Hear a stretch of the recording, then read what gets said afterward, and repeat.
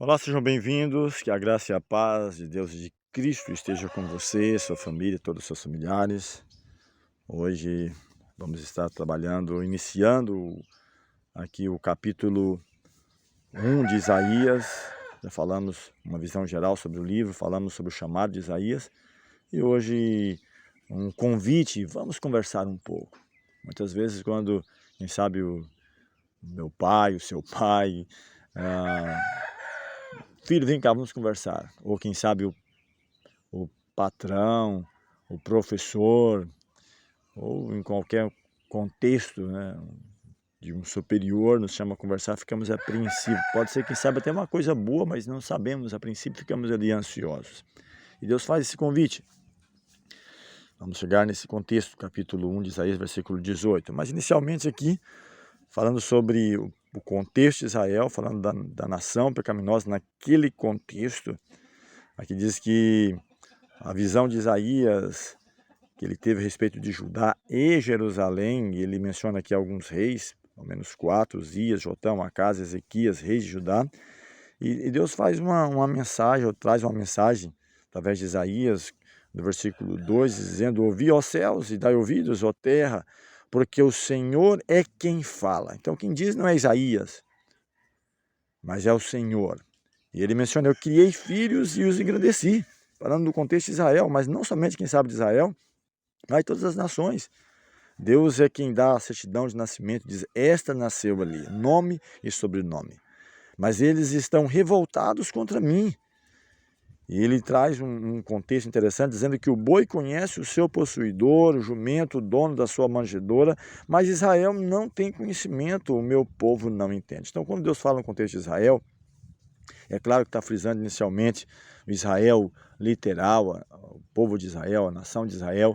Israel, para você, quem sabe, quem não conhece esse contexto, representa aquele que luta com Deus e com os homens e prevalece.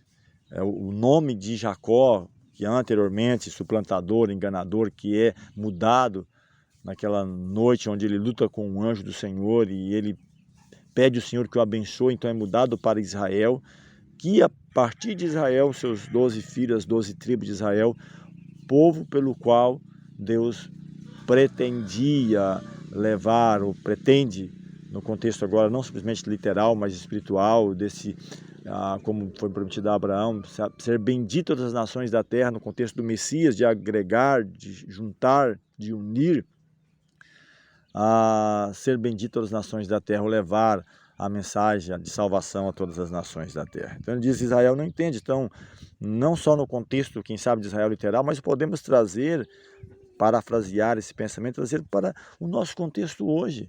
Quem sabe, será que as igrejas no contexto geral, as nações, as pessoas, famílias, indivíduos, está fazendo aquilo que deveria fazer, está, quem sabe, no lugar certo, na hora certa, fazendo aquilo que é certo, entendendo o contexto do momento crucial do qual nós estamos vivendo?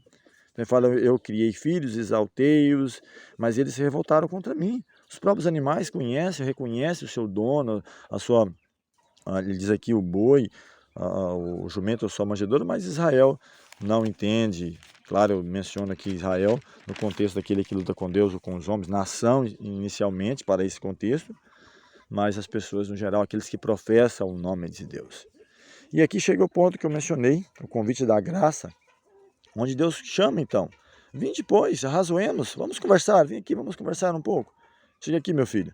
Diz o Senhor: ainda que os vossos pecados, mesmo, ó Israel, mesmo que você como indivíduo ou qualquer nação, mesmo que os vossos pecados sejam como escarlata, eles se tornarão brancos como a neve, ainda que sejam vermelhos como o carmesim, se tornarão como a lã. Se quiserdes e me ouvirdes, comereis o melhor dessa terra. Mas se recusardes e fordes rebeldes, sereis devorados à espada, porque a boca do Senhor o disse. Então esta era a mensagem para Israel naquele contexto. Deus enviando profetas, madrugando e enviando-os. Se você pegar o contexto, e vamos estar fazendo isso agora na última parte do Antigo Testamento, os profetas Isaías, Jeremias, Ezequiel, Daniel, Osés, todos esses profetas, era justamente com essa mensagem. Alguns no início, no período anterior ao exílio, onde havia ainda uma esperança, caso eles permanecessem fiéis, como ele mencionou aqui, se vocês me ouvirem, atenderem o que é certo, vai comer o bem dessa terra, mas se não, abre um parêntese, sereis devorado à espada. Então essa era a mensagem.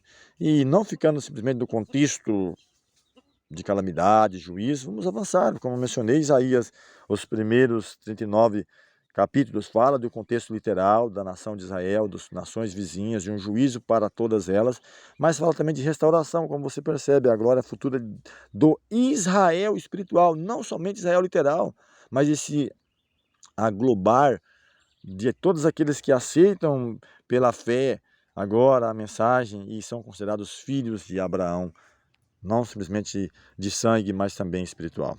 E ele fala aqui que nos últimos dias acontecerá que o monte da casa do Senhor será estabelecido no cimo dos montes e se elevará sobre os outeiros.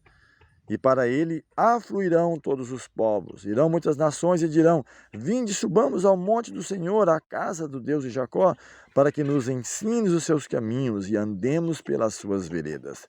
Porque de Sião sairá a lei e a palavra do Senhor de Jerusalém. Ele julgará entre os povos e corrigirá muitas nações. Estas converterão as suas espadas em relhas e arados, e as suas lanças em podadeiras.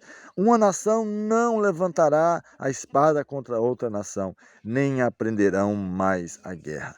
Vinde, ó casa de Jacó, e andemos na luz do Senhor. Então, olha para você ver que mensagem de esperança que é trazida através de Isaías. É claro que é um contexto eminente de destruição, de cativeiro para a nação de Israel naquele contexto, mas aqui há uma mensagem de restauração para Israel, não simplesmente literal, mas espiritual, onde todas as nações vai converter as suas armas de guerras em material de trabalho agrícola, material de trabalhar a terra, o solo, como a princípio Deus criou. Diz que Adão e Eva estavam no jardim para lavrar e guardar, não havia pragas nem espinhos, mas era aquele trabalho gostoso, tranquilo de poder lavrar e cuidar da terra. Então, essa é uma mensagem de... Já começa aqui mesmo, falando no contexto dos conflitos do momento, dos juízos do momento que poderia sofrer, mas a transformação final que o Senhor oferece.